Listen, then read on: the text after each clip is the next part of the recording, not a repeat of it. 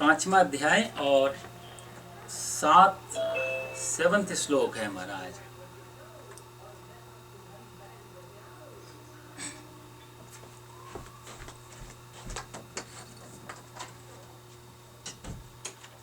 कल हम 6 तक पहुंच गए थे पिछली बार, पर कुछ समय कम रह गया, इसलिए कुछ चीज़ें हमारी छूट गई। इसमें महत्वपूर्ण कुछ ऐसी थी कि छूट गए, तो उसको भी ले लेंगे और 7वां श्लोक भी साथ में ले लेते हैं।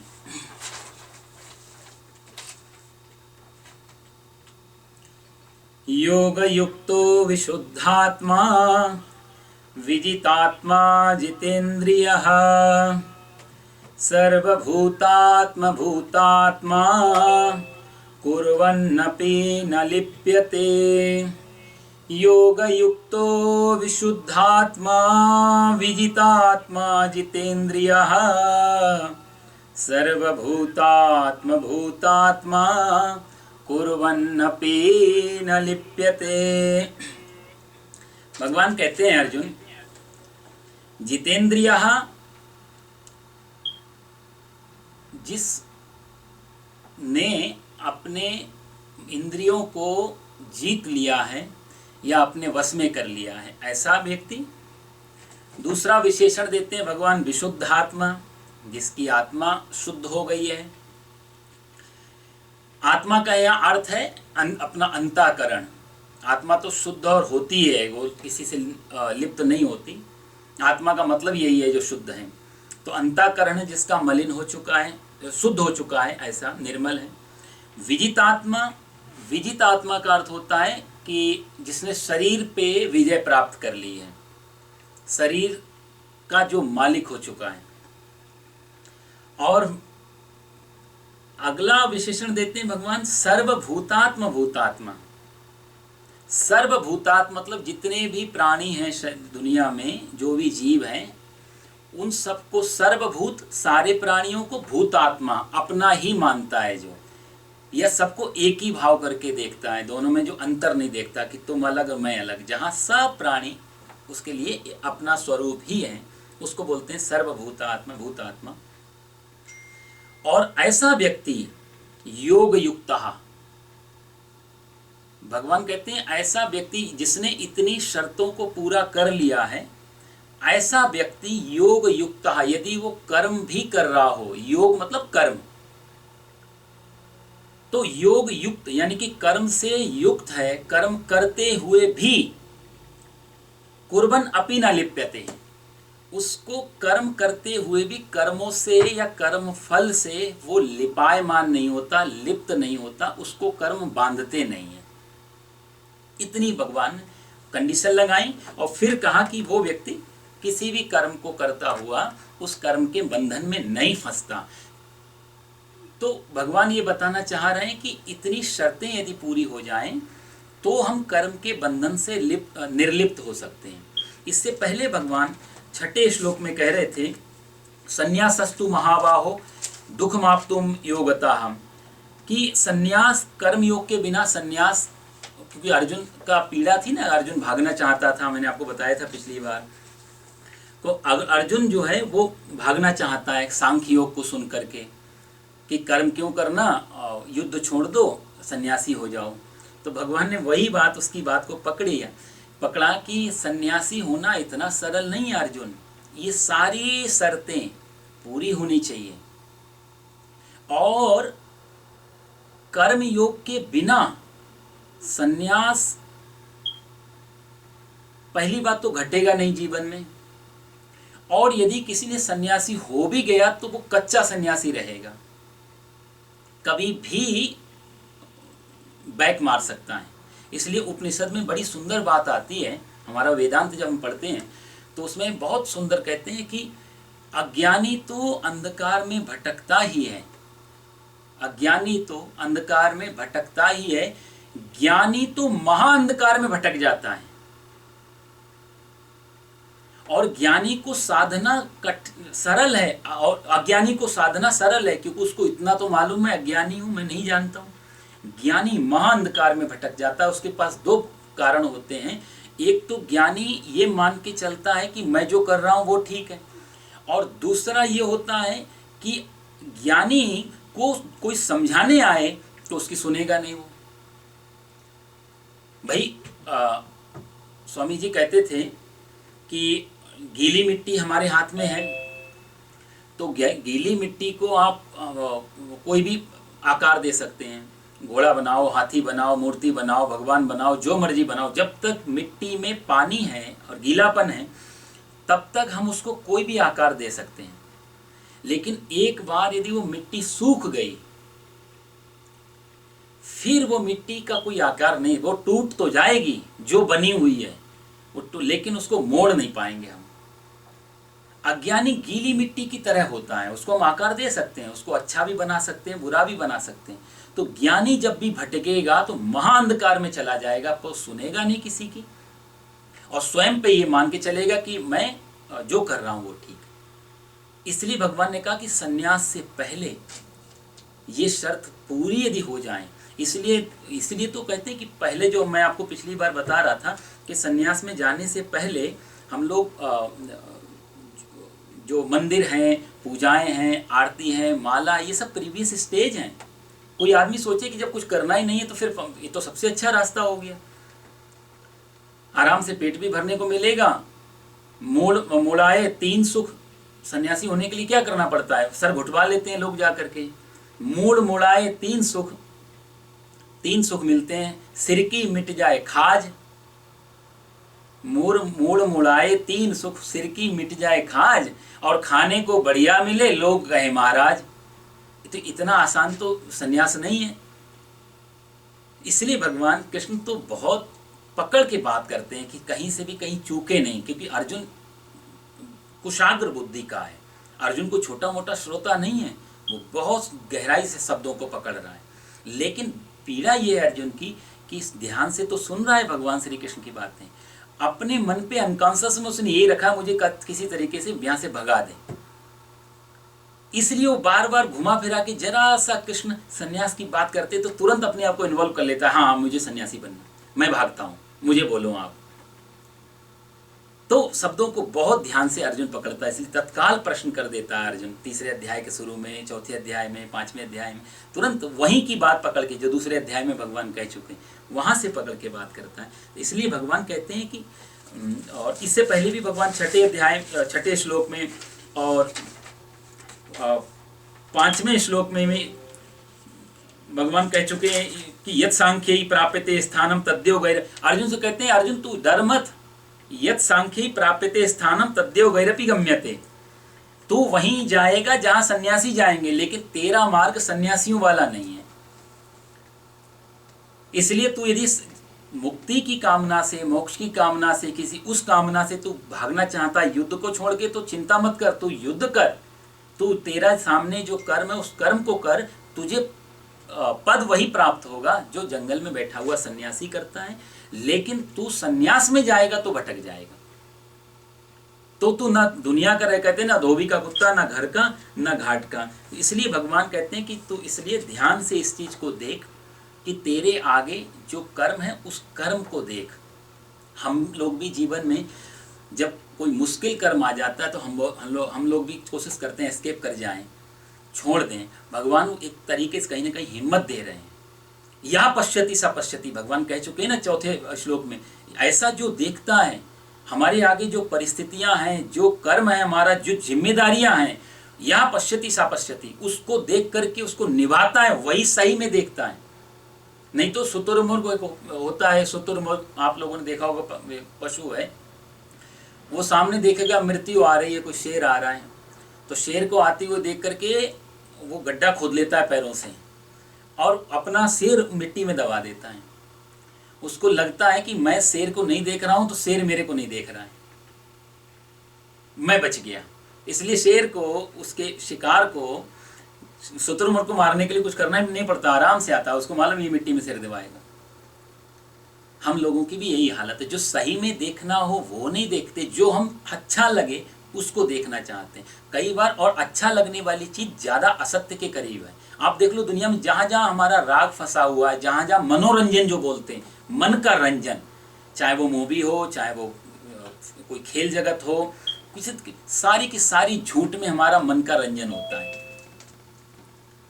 जितने भी मनों के रंजन हैं, जितने भी मनोरंजन हैं, लगभग लगभग असत्य के करीब हैं। उनसे कुछ मिलता नहीं, सिर्फ मन बहल जाता है, टाइम पास हो जाता है। भगवान कहते हैं जो सत्य को देखता है वही सही में देख पाता है, नहीं तो बाकी सब ये आंखें तो हैं हमारे पास में लेकिन किसी काम की नहीं। तुलसीदास जी ने बड़ी सुंदर बात कही कि गोस्वामी जी कहते हैं कि जिन हरि कथा सुनी नहीं काना, श्रवण रंध्र अहि भवन सवाना। जिन्होंने अपने कानों से भगवान की चर्चा नहीं सुनी, जिन्होंने अपने कानों से सत्संग नहीं सुना, परमात्मा का नाम नहीं सुना, उनके पास कान तो है दो दो, लेकिन किस काम के हैं? बोले श्रवण। श्रवण मतलब कान। श्रवण रंध्र, कान के जो छेद हैं वो कैसे हैं? श्रवण रंध्र अहि माने सांप, भवन समाना, सांप के बिल के गड्ढे की तरह है दोनों कान ही। जिन्होंने परमात्मा का नाम नहीं सुना, सत्संग नहीं सुना, कथा, उनके कान बेकार है, क्योंकि जितना भी जाता है अंदर कचरा किस काम आता है?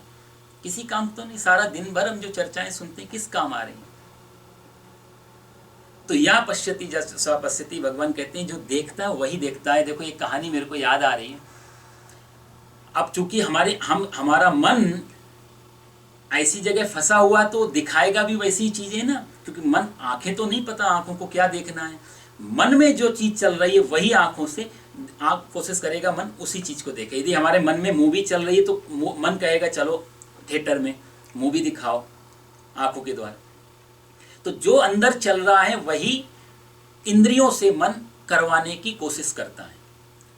एक कहानी है, एक पंडित जी राम कथा कर रहे थे, बहुत सुंदर राम कथा, बड़े ज्ञानी पंडित जी, विद्वान पंडित जी थे। तो राम कथा ऐसी किया जैसे कि वो जब व्याख्यान करते हैं तो लगता था जैसे ये बिल्कुल प्रमाणिक तरीके से कर रहे हैं, एक एक चीज को नोट करके बताते थे, ऐसा ऐसा कर।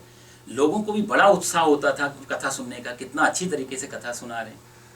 अच्छा, कहते हैं जहाँ राम कथा होती है हनुमान जी का वहाँ प्रवेश हो जाता है, हनुमान जी आके विराजते हैं। हनुमान जी भी किसी रूप में कथा सुन रहे थे, वो कथा है। तो कथा आई कि माता सीता अशोक वाटिका में बैठी हैं, हनुमान जी पधारे हैं। तो वो वर्णन कर रहे थे अशोक वाटिका का, कि सुंदर सुंदर वहाँ वृक्ष लगे हुए हैं, अशोक के पेड़ हैं, माता सीता बैठी हैं और सफेद कलर के चारों तरफ फूल खिले हुए हैं। तो उन्होंने बोला सफेद कलर के फूल, इतना सुना तो हनुमान जी बीच में से खड़े हो गए। उन्होंने बोला देखो महाराज व्यास जी, आप कथा को थोड़ा सुधारो, वहाँ सब फूल सफेद नहीं, फूल लाल थे वहाँ पे। तो व्यास जी बोले, सुन लिया उन्होंने, लेकिन कहा बीच में बाधा मत डालो, फूल सफेद थे, चुपचाप बैठ जाओ। अब हनुमान जी के लिए, हनुमान जी तो प्रमाण थे, हनुमान जी बोले मेरी बात मानो, आप फूल लाल थे वहां पे। व्यास जी बोले बीच में बाधा नहीं डालते, चुपचाप बैठो, फूल सफेद ही थे। तो हनुमान जी को गुस्सा आ गया, हनुमान जी अपने रूप में प्रकट हो गए, बोले मैं हूं हनुमान, मैं वहां था अशोक वाटिका में, मैं कह रहा हूं फूल लाल थे। जब इतना कहा तो व्यास जी ने फिर उनसे कहा कि तुम हो गए हनुमान जी, मुझे मालूम तुम वहां थे, लेकिन शांति से कथा में बाधा मत डालो, बैठो कथा सुनो, फूल सफेद थे। अब तो हनुमान जी को बड़ा आश्चर्य हुआ कि मैं वहां था, फिर भी ये नहीं मान रहे, क्या प्रमाण है? तो व्यास जी बोले तुमने किस प्रमाण से बोल रहे, तुम्हारी बात हम कैसे सच मान लें? भगवान श्री राम को लाना पड़ा बीच में। भगवान श्री राम आए, श्री राम जी ने कहा देखो मैं तो वहां था नहीं, जब तुम गए थे तो सीता मैया थी वहां पे, तो सीता जी से पूछा जाए। जानकी पधारी, तो जानकी से जब पूछा कि फूल कैसे थे माँ, तो जानकी ने भी कहा कि हनुमंत व्यास जी ठीक कह रहे हैं, अशोक वाटिका में फूल सफेद ही थे। तो हनुमान जी बोले फिर मुझे लाल क्यों दिखे? बोला तुम्हें इसलिए लाल दिखे क्योंकि जब वहां त्रिजटा समझा रही थी, बीच में रावण आया और उसने जब धमकियां दी हैं, और धमकी को देख करके तुम्हारे अंदर इतना क्रोध आया था, इतना क्रोध, तुम वहीं रावण को मार देना चाहते थे, आंखों में तुम्हारे खून उतर आया था। तो आंखों के आगे जैसा चश्मा होगा, जैसी लेयर होगी, वैसे ही सामने दिखाई देगा। खून की वजह से तुम्हें फूल लाल दिखाई दिए, लेकिन फूल सफेद थे। भगवान कहते हैं यह पश्यति स पश्यति, जो ऐसा देखता है, जो सही देख लेता है, वही व्यक्ति देखता है, नहीं तो फिर उसका देखना ना देखना बराबर हो जाता है। इसलिए कहते हैं भगवान संन्यासस्तु महाबाहो, अर्जुन सन्यासी को जो तू दूर से देख रहा है ना, वो कुछ नहीं कर रहे हैं, पेड़ के नीचे बैठे हैं, महात्मा बुद्ध जैसे, महावीर जैसे, कुछ भी तो काम नहीं है, कोई झंझट ही नहीं है, कोई ये इतना आसान नहीं है वहां पहुंचना। बड़ा मुश्किल खड़ी होगी। जंगल में तू पेड़ के नीचे बैठेगा और तभी कोई आदमी किसी को सता रहा होगा निर्बल को, तेरा क्षत्रियपन बाहर निकल के आ जाएगा, तुरंत तू धनुष बाण ढूंढने लग जाएगा, वहीं पे सारा सन्यास चला जाएगा तेरा। इसलिए सन्यासी होने से पहले कुछ नियम धर्म हैं वो तू पूरे कर ले, उसके बाद में फिर तू चाहे, हाँ उसके बाद में तू चाहे तो फिर तू सन्यास में जा सकता है। योग युक्तो मुनिर्ब्रह्मा न चिरेणादि गच्छति। फिर तू कहते ऐसा मननशील कर्म योगी शीघ्र ही ब्रह्म को प्राप्त हो जाता। तू सन्यास का, तेरे लाइफ में सन्यास का चरण भी आएगा, लेकिन इसी युद्ध के रास्ते से वो रास्ता निकलेगा। अब तू यदि पीछे जाना चाहे, भाई हम 100 किलोमीटर कहीं जाना है, 90 किलोमीटर चल चुके हैं, अब दूसरा रास्ता चाहे कोई कितनी तारीफ करे, बुद्धिमान आदमी कहेगा अब तो 10 ही बचे हैं साहब, हम कोई कितना ही अच्छा रास्ता फूलों का हो सजा हुआ, मैं तो अब 10 ही किलोमीटर बचे हैं। तो तू बहुत आगे निकल चुका अर्जुन। अब तू वापस जाएगा और रास्ते पे तो वापस आना सरल है, जीवन के रास्ते में वापस आना बड़ा कठिन। एक बार जो लेयर चढ़ गई जीवन में, जो हमारा स्वधर्म बन गया, वो स्वधर्म को त्यागना और दूसरे धर्म में प्रवेश करना, भगवान कह चुके हैं ना दूसरे अध्याय में, स्वधर्मे निधनम श्रेय पर धर्मो भयावह।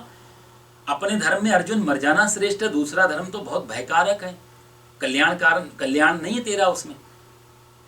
तो इसलिए तू उस धर्म में वापस जाने की कोशिश मत कर। कर्म संन्यास तेरे जीवन में होगा, लेकिन कर्म संन्यास कर्म योग के रास्ते से निकल के आएगा, तब तू यहां पर तो योग युक्तो मुनिर्ब्रह्मा न चिरेणादि गच्छति। इसलिए तू अपने कर्म योग से आगे बढ़, और उसी कर्म योग का लक्षण क्या क्या है, कर्म योग की प्रक्रिया क्या है, रास्ता क्या है, कैसा है, उसके बारे में भगवान 7वें श्लोक में बताते हैं कि उसके लक्षण क्या क्या है कर्म योग करने वाले व्यक्ति के। तो कहते हैं योग युक्तो विशुद्धात्मा, ऐसा व्यक्ति योग युक्त कर्म करता हुआ भी व्यक्ति पहले विशुद्धात्मा, फिर विजितात्मा, फिर जितेंद्रिय और सर्वभूतात्मा भूतात्मा, ये 4 शर्तें उसके जीवन में होती हैं।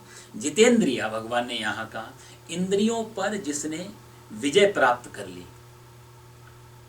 देखो किसी को भगवान जितेंद्रिय जो शब्द ले रहे हैं ना, कई बार लेंगे, पर जितेंद्रियों को ठीक से समझने के लिए बहुत जरूरी। हम लोग जानते हैं कि इंद्रियों पर विजय प्राप्त करना है, इंद्रियों को अपने बस में करना। साइकोलॉजी क्या है, किसी को बस में करना हो तो जिसको बस में करना है वो अलग होना चाहिए, और जो बस में कर रहा है वो अलग होना चाहिए, तभी तो बस में किया जाएगा। 2 व्यक्ति होने चाहिए ना, एक गुलाम होना चाहिए, एक मालिक होना चाहिए। भगवान यह कह रहे हैं इंद्रियों को अपना गुलाम बनाओ, यानी कि तुम मालिक बनो। तो यानी कि मालिक अलग गुलाम अलग, 2 चीजें तो होनी चाहिए। हमारा जीवन का जो अनुभव होता है वो लगभग यही होता है कि मैं और मेरा शरीर दोनों एक ही मान के चलते हैं। तो फिर बस में कौन करेगा? बस में शरीर को जितेंद्रिय बनने के लिए इंद्रियों से मेरी अलग सत्ता भी तो होनी चाहिए। मेरा ये तो मानना, पहले तो ये जानना चाहिए मैं अलग हूं, मेरी इंद्रियां अलग हैं। रथ अलग, घोड़े अलग, सारथी अलग, सवार अलग, 4 चीज। यहां तो सवार भी मैं हूं, सारथी भी मैं हूं, घोड़े भी मैं हूं, रथ भी मैं हूं। पूरे जीवन का हमारा अनुभव ये रहता है कि सब कुछ मैं हूं। जितेंद्रिय का अर्थ यदि ठीक अर्थों में समझना हो तो पहले यहां से थोड़ी साधना होती है कि इंद्रिय अलग और इंद्रियों का मालिक वो अलग हो जाए, तब जितेंद्रिय। कभी भी इसके छोटे छोटे जैसे उदाहरण हैं वेदांत आदि में, इसके अपने जो विनोबा जी हैं, तिलक हैं, आद्य शंकराचार्य जी हैं, कई लोगों ने गीता पे टीकाएं लिखी, जिसमें आद्य शंकराचार्य जी का भाष्य तो बहुत ही सुंदर है। कभी भी गीता यदि थोड़ी समझनी है और संस्कृत का थोड़ा ज्ञान है तो आद्य शंकराचार्य जी का गीता पे जो भाष्य है वो अद्भुत भाष्य लिखा है उन्होंने। तिलक ने कर्म योग निकाला, बाल गंगाधर जो तिलक थे उन्होंने कर्म योग के अनुसार बात की है। विनोबा ने थोड़ा ज्ञान थोड़ा कर्म पैरेलल निकाला, गांधी ने अपने मन के हिसाब से निकाला, लेकिन लगभग जो काफी कुछ को मिला दिया, तिलक को, गांधी को, विनोबा को, इन सबको मिलाया तो आद्य शंकराचार्य जी के भाष्य। तो सीधी गीता समझ में नहीं आती हो तो वो भाष्य समझना चाहिए। वो भी कहते हैं कि कभी भी उदाहरण के लिए देखना चाहिए, आंख मैं हूं या आंख मेरी है, मैं देखता हूं या आंख देख रही है। अक्सर हमसे पूछा जाए कि कौन देख रहा है, बोला मैं देख तो रहा हूं। तो जब हम कहते हैं मैं देख रहा हूं तो यानी कि आंख मैं हो जाता है यहां पे, और कहें मेरी आंख देख रही है तो मैं अलग और मेरा अलग। हमारे पूज्य श्री महाराज जी कहते थे जैसे गिलास में दूध डालो, तो हम कहते थे गिलास में दूध है, तो यानी कि यहां दो चीजें निकल के आती, एक गिलास और एक दूध। गिलास दूध नहीं है, गिलास में दूध है। तो जिसमें जो चीज होती है वो एक अलग होती है और एक चीज अलग होती है। तो मैं जब शरीर में हूं या मेरा शरीर जब हम कहते हैं तो मैं अलग हो गया और मेरा शरीर अलग हो गया। मेरा शरीर, मेरा मकान, मेरे हाथ, मेरी आंख, मेरा कान, मेरे पैर, तो जो मेरा है वो मैं नहीं हूं, और जो मैं हूं वो मेरा तो हो सकता है लेकिन मैं नहीं हो सकता। आंख मेरी है लेकिन आंख मैं नहीं हूं। तो ये दो चीजों का विभाग हो जाता है। यहां सर जितेंद्रिय शब्द का अर्थ निकलना शुरू होता है। जब हम कहते हैं मैं देख रहा हूं, मैं खा रहा हूं, मैं सुन रहा हूं, मैं बोल रहा हूं, वहीं पे आके गलती होती है कि जब मैं बोल देते हैं तो इंद्रिय और मैं ये दोनों एक चीज हो जाती हैं, और जब मैं और मेरी इंद्रिय एक चीज हो जाएंगी बस में नहीं हो पाएंगी वो, क्योंकि बस में करने के लिए दूसरा होना चाहिए। भाई एक हाथ से दूसरे हाथ को लड़ाओ, कौन जीतेगा? कोई भी तो नहीं जीतेगा, क्योंकि दोनों एक ही शरीर के पार्ट हैं। लेकिन हाँ, हाथ दूसरे का हो और इधर हाथ इधर पहले का हो, फिर कोई जीत और हार हो सकती है। तो जब मैं और मेरी इंद्रिय दोनों एक ही हो गई तो ना तो कोई बस में कर सकता है और ना कोई किसी को जितेंद्रिय बन सकता है, ना कोई को हरा सकता है, ना कोई। तो भगवान कहते हैं कि जितेंद्रिय शरीर को लड़ाना जितेंद्रिय नहीं होता है। भगवान ने जो जितेंद्रिय शब्द की दिया है यहाँ पर, आगे भी भगवान देंगे, इस पे बड़ी भ्रांतियां हुई। और इसके क्योंकि 5000 साल से गीता पढ़ी जा रही है भारत में, घर घर में गीता है रखी हुई। बच्चा बच्चा लगभग 2-4 बातें तो गीता की जानता ही है जब होश संभालता है। तो इन शब्दों से कई बार हम अपने हिसाब से बड़ा अर्थ ले लेते हैं जो कि अनर्थ हो जाता है। इसलिए मैं बार बार एक ही प्रार्थना करता हूं कि हमारे गीता के जो ऑथर हैं, बोलने वाले जो हैं, कृपया पहले उनका जीवन देख लें और वो अपने जीवन से निकाल के जो सूत्र दे रहे हों फिर उन सूत्रों को समझें। पहले उनका जीवन भी तो देखें। कृष्ण कोई जितेंद्रिय है हमारे हिसाब से?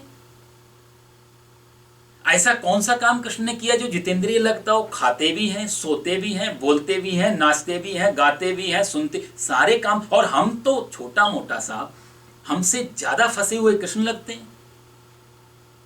हमारे पास तो छोटा मोटा एक मकान होता है, उनके पास तो पूरी द्वारिका नगरी है। इधर मथुरा उनकी है, उधर द्वारिका उनकी है। हमारे घर में तो एक बीबी, उनके घर में 16,108 गोपियां अलग। हमारे 1-2-4 बच्चे, उनके तो 56 करोड़ का परिवार है भगवान श्री कृष्ण का टोटल। छोटा मोटे फंसे हुए नहीं कृष्ण। तो जितेंद्रिय शब्द भगवान श्री कृष्ण यदि कह रहे हैं तो अर्थ कुछ अलग होगा। हम लोगों ने क्या अर्थ निकाल लिया? तो कोई आदमी क्या करता है, जो मैं बता रहा हूं कि वो अपने आप को और इंद्रियों को एक ही मान के चलता है, इसलिए इंद्रियों को इंद्रियों से लड़ा देता है। वो शरीर को शरीर से लड़ा रहा है व्यक्ति। तो एक आदमी क्या कहता है, मैं खाना ही नहीं खाऊंगा क्योंकि इंद्रियों को जीतना है, तो वो उपवास में चला जाएगा, सुखाएगा पेट को, शरीर को सुखाएगा। एक आदमी बोलेगा कि आंख मेरे को फंसा रही है, आंख के द्वारा गड़बड़ वासना आ रही है भीतर, आंख को फोड़ दो, प्रज्ञा चक्षु बन जाओ, सूरदास बन जाओ। तो शरीर को शरीर से लड़ा रहा है व्यक्ति। आंख फोड़ने से वासना तो नहीं फूटेगी, क्योंकि देखने की इच्छा तो अंदर थी, ड्राइवर तो कोई और था ना साहब। तो ड्राइवर पे कंट्रोल करने की जगह हमने क्या किया, इंस्ट्रूमेंट को काटना और छांटना शुरू कर दिया। तो आदमी इंद्रियों से इंद्रियों को लड़ा रहा है। एक हाथ भी इंद्रिय है, आंख भी इंद्रिय है, अपने एक इंद्रिय से दूसरी इंद्रियों को खत्म कर लिया। हाथ से तो फोड़ी उसने आंखें, एक इंद्रिय से दूसरी इंद्रिय लड़ा दी। भोजन नहीं किया, शरीर को शरीर से लड़ा दिया। और साहब बड़ा आसान है, बहुत आसान है ये इस हिसाब से जितेंद्रिय होना बहुत आसान है। ये थोड़ा एक्सरसाइज, थोड़ा अभ्यास, भाई एक दिन खाना छोड़ा, थोड़ी तकलीफ होगी, दूसरे दिन छोड़ो, थोड़ा आसान हो जाएगा, और एक समय के बाद शरीर डिमांड करना बंद कर देता है। कि हमारी बायोलॉजिकल क्लॉक है, 10 बजे खाना है, 8 बजे सोना है, 12 बजे ये करना है, तो शरीर अपने आप बताता रहता है मेरे अब खाने का टाइम है, पीने का टाइम है, सोने का टाइम है, जाने का टाइम। शरीर कई बार ऑटो मोड पे पड़ जाता है, इतना अभ्यास आ रहा है 20, 30, 40, 50 सालों का। शरीर को हमने अभ्यास ही कर दिया है। तो जब अभ्यास को तोड़ते हैं तो शरीर धीरे धीरे धीरे दूसरे अभ्यास में परिवर्तित हो जाता है। अभी आदमी एक दिन में 4 बार खाता है, कल